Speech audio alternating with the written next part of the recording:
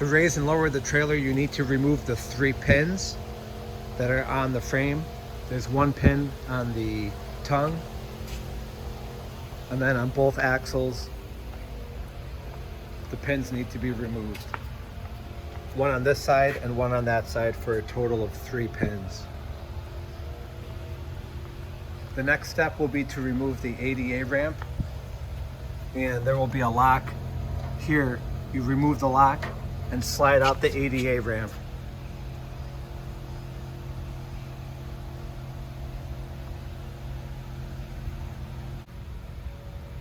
Once you slide out the ADA ramp, you can attach it using these bolts. 1, 2, 3, 4, 2, these 4 holes in the ramp.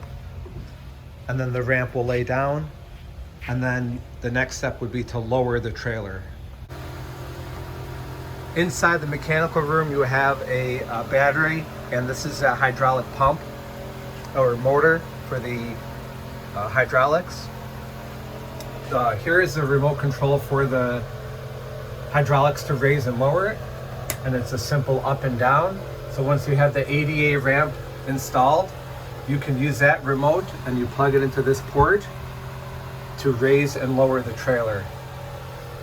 There is also a portable remote that you can disconnect here, and that can be used to raise and lower the trailer.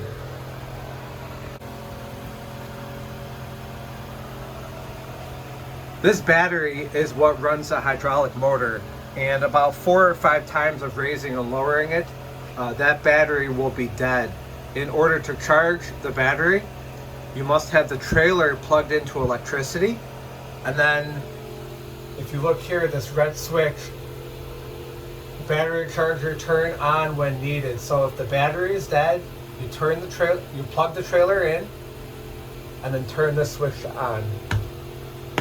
And then that will charge the battery, and you do that for 24 hours, and then you turn this off.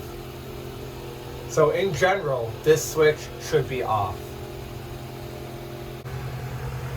To plug in the trailer, you have this 50 amp service, and you will need a 50 amp twist lock connection. For the power, for the water, very simply, is a garden hose, and this is on the side of the mechanical room. As far as pumping the trailer out,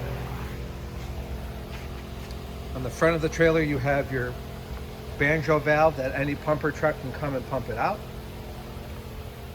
To the left of the banjo valve, inside of here is a sight gauge, and that gauge will tell you how full the waste tank is. You'll start to see liquid in the sight gauge when the tank is around 50%. Inside the mechanical room, you do have a plumbing manifold. We have winterized the trailer because of the cold temperatures we have here in Buffalo. Once you plug in fresh water, you can flush the sinks until you see that the pink is gone.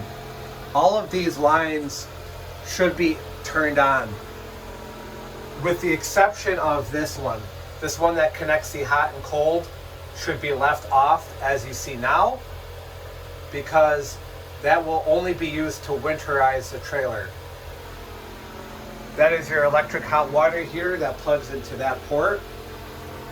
All of your smaller electrical services are found here. You can see the utility light, interior lights, exterior lights, your fans, thermostat, and the floor drain in the ADA room. That's all found there.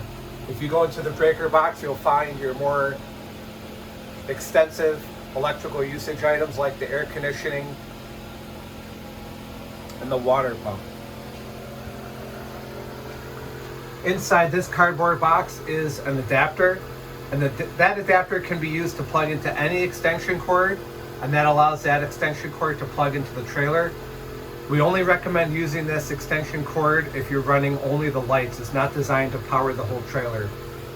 Behind that is a binder. Inside the binder you have a sheet, and that sheet has all of the numbers that are found on the plumbing manifold, and it tells you what part of the trailer they go to.